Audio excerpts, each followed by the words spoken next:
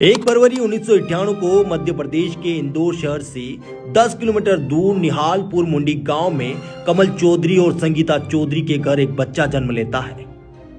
माँ बाप बड़े ही प्यार से बच्चे का नाम रवि रखते हैं। बच्चा दिखने में बिल्कुल साधारण प्रतीत होता है, लेकिन किसे पता था बढ़ती उम्र के साथ यही बच्चा असाधारण काम करने लगेगा। किसे पता था निहालपुर मुंडी जैसे छोटे गांव का यह बच्चा इंदौर जैसे बड़े महानगर की उम्मीद बन जाएगा।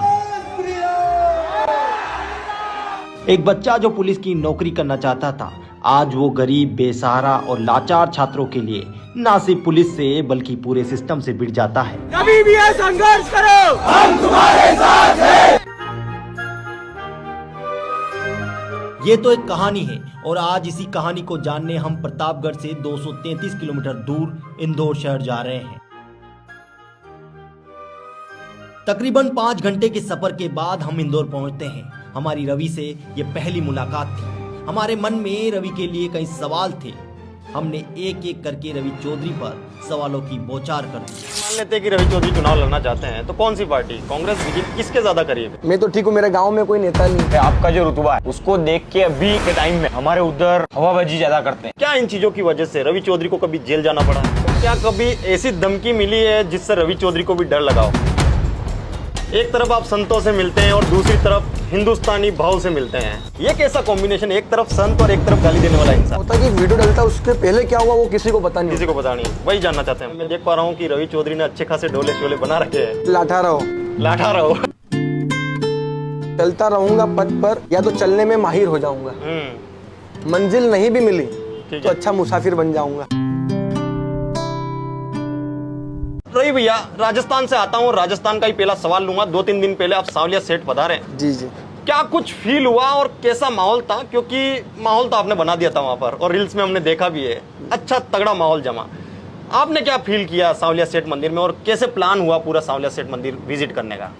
देखिए, मेरे 3-4 साल से मैं जाना चाहता था वहाँ पे। हाँ। 8 साल पहले दर्शन करने गया था मैं, और एकदम से प्लान बना मेरा कि सावलिया सेठ जाना है। जी। जैसे हमने सोशल मीडिया पे डाला कि हम 4 बजे दर्शन करेंगे, तो मुझे नहीं पता था कि इतनी कारों का, लंबी कारों लोग मिलने आएंगे, दूर दूर से राजस्थान से युवा मुझसे मिलने आएंगे।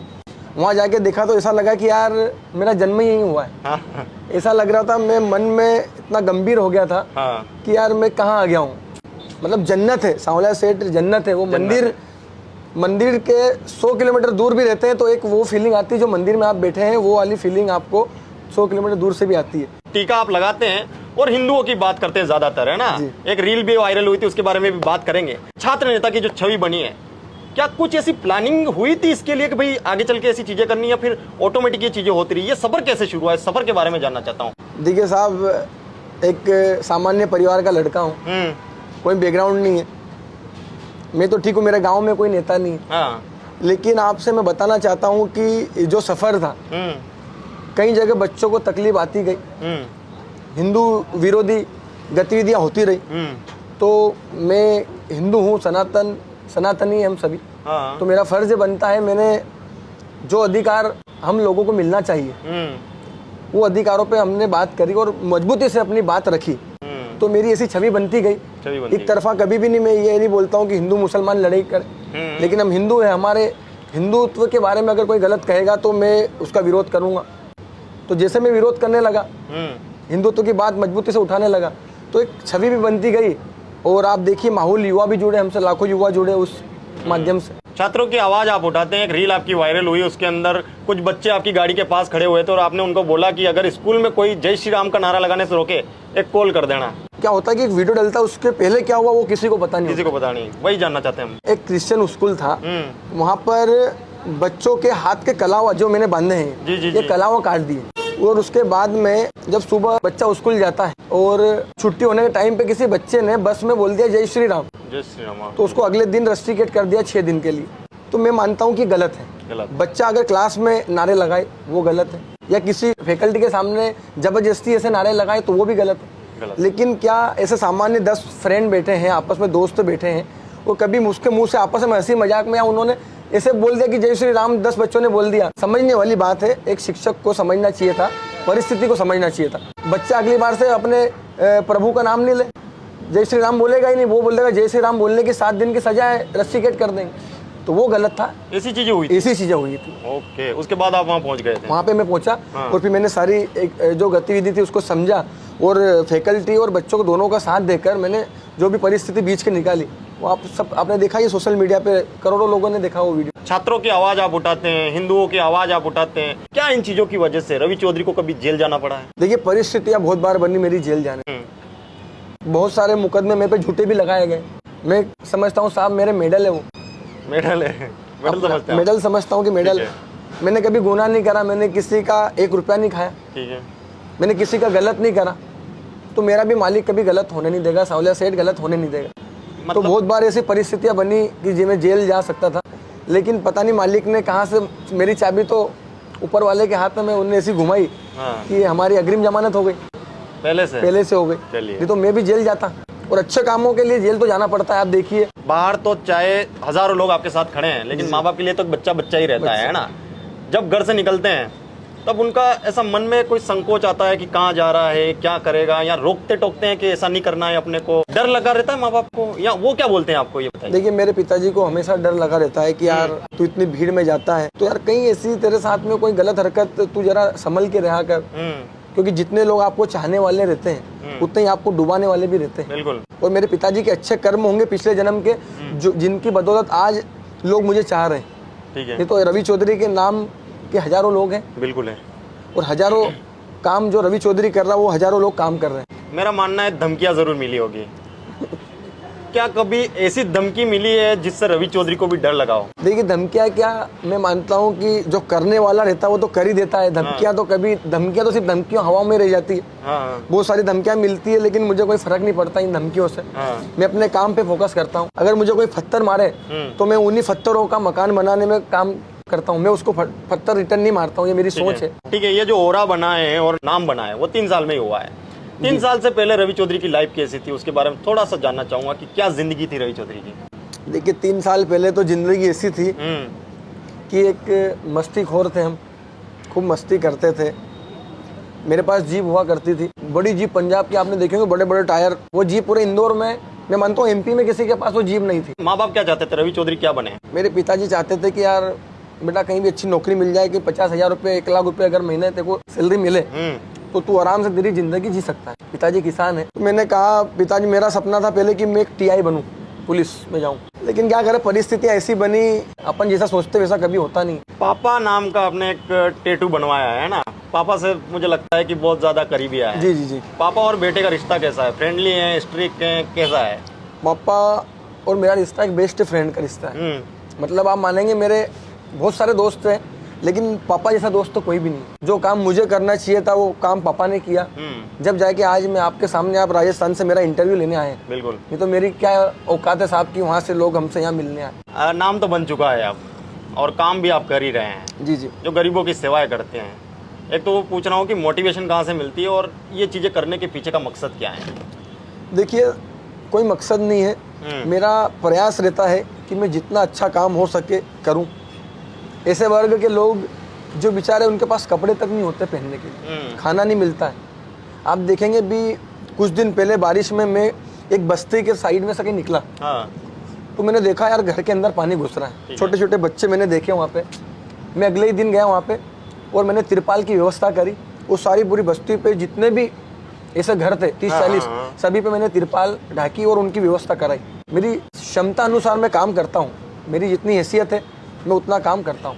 नौकरी आप करते नहीं है, एक इंसान होता है, उसको अपना गुजारा करने के लिए पैसे की जरूरत पड़ती है। जी जी।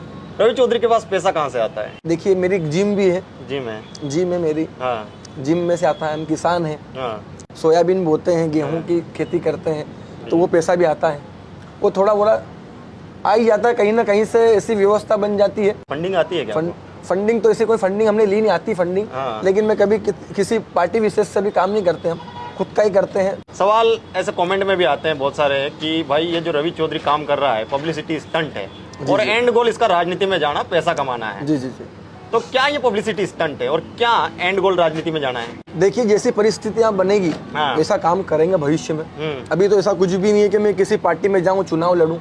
चुनाव लड़ना होता साहब तो इसी बार लड़ लेते हम। हाँ। हम चुनाव लड़ेंगे तो हमारे पास 1 रुपया भी नहीं रहेगा साहब, तो जनता लगा देगी। प्रदीप मिश्रा जी से कुछ दिनों पहले आपकी मुलाकात हुई है ना? जी। क्या कुछ बात हुई आपके और प्रदीप मिश्रा जी के बीच में? देखिए, प्रदीप मिश्रा जी के साथ में जो पुजारी जी सब रहते हैं, हाँ। उनकी टीम, वो मेरे वीडियो दिखाते हैं उनको, ठीक है। तो वो बड़े खुश होते हैं मेरा काम देख के। वो कहते हैं कि तू मेरा बच्चा है। प्रदीप मिश्रा जी ने भक्त और भगवान को मिलाने का काम किया। ठीक है। मैं भी उनको बहुत मानता हूँ दिल से, मेरा परिवार भी जुड़ा हुआ उनसे। एक तरफ आप संतों से मिलते हैं और दूसरी तरफ हिंदुस्तानी भाव से मिलते हैं, ये कैसा कॉम्बिनेशन? एक तरफ संत और एक तरफ गाली देने वाला इंसान। हिंदुस्तानी भाव आप उनके सोशल मीडिया पे देखेंगे हाँ। तो मेरे बड़े भाई है, वो भी मुझे पसंद करते। मैं हिंदुत्व को जब बढ़ावा देता हूँ, ठीक है। और आपको पता है हिंदुस्तानी भाव खुद एक हिंदूवादी व्यक्ति है। मैं मानता हूँ हिंदुस्तानी भाव वो अकेले एक ऐसे व्यक्ति थे जिन्होंने पूरे पाकिस्तान और जिन लोगों ने भी हमारे हिंदुत्व के बारे में, पाकिस्तानी हो या कोई भी व्यक्ति हो जिसने गलत बोला था, उसके खिलाफ अकेला व्यक्ति लड़ा था। वो व्यक्ति छात्रों के लिए 6 महीने जेल गया, कोई भी नहीं आया था, कोई नेता उनके लिए नहीं आया। ऐसे व्यक्ति को मैं पसंद करता हूँ, जो लोगों के लिए लड़ता है, ऐसे लोगों को मैं सपोर्ट करता हूँ। वो हिंदुस्तानी भाव हो या और कोई भी व्यक्ति हो, ठीक है, मैं उनका साथ देता हूँ। MBA चाय वाला, उनकी फ्रेंचाइजी थी इंदौर में और उसको लेकर भी आपने आवाज उठाई और वो भी एक कुछ मैटर बन गया था। क्या MBA चाय वाला की तरफ से कोई नोटिस आया या क्या कुछ चीजें हुई? एक बार वो थोड़ा सा केस बताइए। देखिए, MBA चाय वाले से मेरी कोई पर्सनली दुश्मनी भी नहीं है और ना मैं उसको जानता हूँ। हुआ ये, मैंने उसको फोन लगाया था कि जिन लोगों के तूने पैसे लिए फ्रेंचाइजी के नाम पे, तूने जो कमिटमेंट करे वो तूने पूरे नहीं करे, तो मैं जो तेरे पैसे बन रहे हैं GST या तेरे जो भी काट के, इनके पैसे रिटर्न करो। आपने 30-30 लाख रुपए लगवा के इनको बड़ी फ्रेंचाइजी देके बड़ा ताम झाम लगवा के दुकान खुलवा दी। उनको बोला था कि एक दिन की आपकी सेलिंग होगी 10,000 रुपये, 10,000, 1,000 2,000 भी नहीं हो रही थी, तो उनका किराया तक नहीं निकल पा रहा था। या तो आप आपकी टीम को भेजें और इनका प्रमोशन करवाएं, तो वो कुछ भी नहीं करवा पा रहा था। तो इसलिए मैं उसके वहाँ गया और मैंने थाने पे उनके खिलाफ FIR भी करवाई थी पहले, बच्चों ने सबने मिलकर। आपको कुछ रिटर्न में नोटिस वगैरह आया उनकी तरफ से? नहीं, मेरे पास कोई नोटिस नहीं। ये कहा जाता है कि रवि चौधरी जो है MP के रविंद्र सिंह भाटी की तरह छवि बन रही है और रविंद्र सिंह भाटी है जी। उनके साथ आपका कंपैरिजन होने लगा है ना?